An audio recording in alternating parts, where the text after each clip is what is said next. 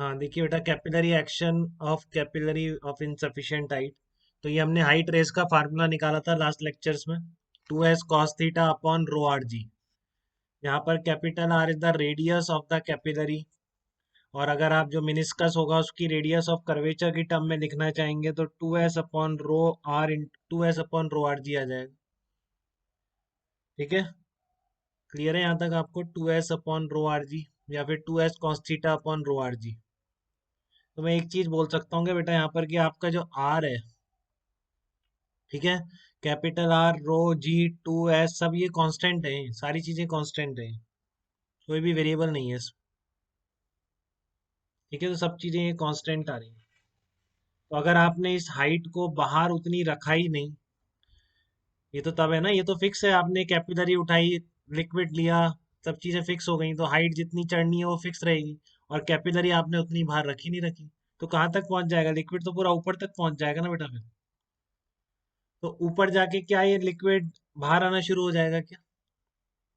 क्या ऐसा होगा कि लिक्विड बाहर आना शुरू हो जाए ऊपर जाके? ठीक है, तो ये ऐसा नहीं होता, आप ये समझिए बेटा, देखो ऐसे आ रहा है मिनिस्कस, ऐसा है, ऐसे लिक्विड ऊपर आ रहा है, तो बाहर निकलने के लिए हैंड्स को फ्लैट होना पड़ेगा ना, जैसे मैं अपने हैंड को फ्लैट कर रहा हूँ, ऐसे मिनिस्कस को भी फ्लैट होना पड़ेगा। ऐसे आ रहा है मिनिस्कस, कर्व था, ऊपर आया, बाहर निकलने के लिए जैसे ही ऐसे हुआ है, ठीक है ना, जैसे ही इसका इस तरीके से मेंटेन था, अब ये देखिए इस तरीके से आ रहा है, पहले ऐसे था, इसी फॉर्म में ऊपर बढ़ता जा रहा है,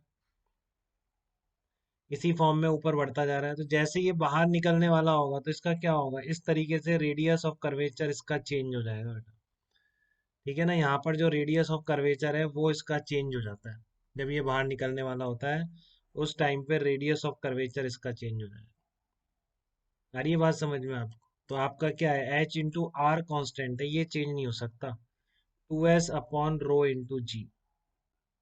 ठीक है, तो आपका रेडियस ऑफ कर्वेचर चेंज हो जाएगा, तो उसके अकॉर्डिंग हाइट रेस भी चेंज हो जाएगी, या हाइट रेस उतनी हो जाएगी जितना आपने ये रख रखा है।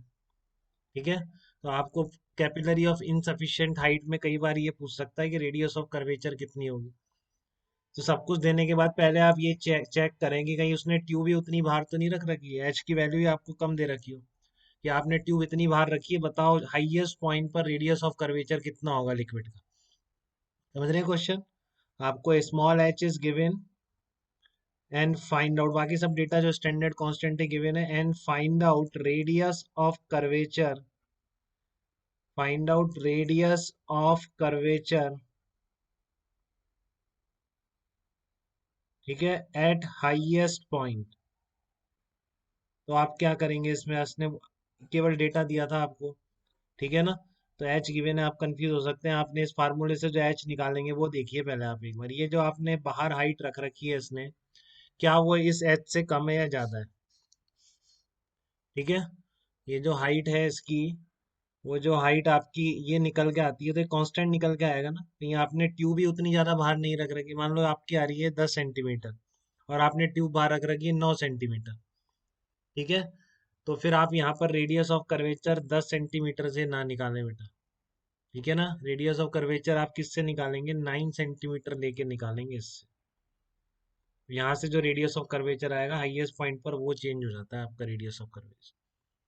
ठीक है, रेडियस ऑफ कर्वेचर चेंज हो गया तो इसलिए वहाँ पर जो कांटेक्ट एंगल होगा वो भी चेंज हो जाएगा, तो ये सिचुएशन है इसकी मैं बात कर रहा था कि यहाँ पर वो कांटेक्ट एंगल चेंज हो सकता है, क्योंकि लिक्विड ऊपर चढ़ रहा है, इस तरह से ऊपर चढ़ता जा रहा है, तो बाहर कुछ मिल ही नहीं रहा, तो बाहर निकलने के लिए फ्लैट ही होगी सर। तो बेसिकली रेडियस ऑफ कर्वेचर क्या होती है, ऐसे था बेटा बिल्कुल, तो बाहर निकलने पर ऐसी होगी, तो रेडियस ऑफ कर्वेचर बढ़ जाएगा, तो हाइट रेज अपने आप कम आ जाएगी।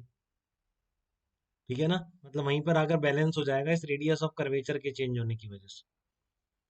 ठीक है, तो इसको बोलते हैं capillary action with capillary of insufficient height, कि जब भी आपने लिक्विड ले लिया, कैपिलरी ले ली, तो आपका ये कांस्टेंट आ गया, हाइट रेज इतनी है। अब आपने इतनी ट्यूब को बाहर ही नहीं रखा, तो क्या कैपिलरी से बाहर आके गिरने लग जाएगा क्या? ऐसा कभी नहीं होगा।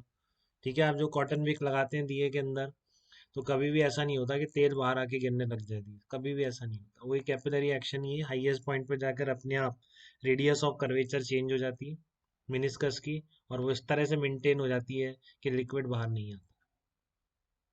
ठीक है ना, कि सारा फोर्स बैलेंसिंग इस रेडियस ऑफ कर्वेचर से ही थी ना बेटा, तो अपने आप इतनी हाइट पर वो प्रेशर बैलेंस कर लेता है। ठीक है ना,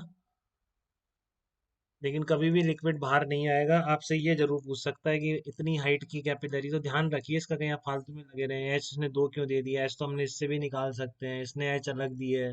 तो ध्यान से देखिए, वो यही चक्कर होगा कि आपको एच जो निकालेंगे उससे ये एच कम होगी। ये एच कम होगी तो रेडियस ऑफ कर्वेचर मिनिस्कस आप वो एच की वैल्यू रख के यहाँ से निकाल सकते हैं। कोई दिक्कत बेटा यहाँ तक किसी को तो बताइए आप, इस तरह की सिचुएशन में।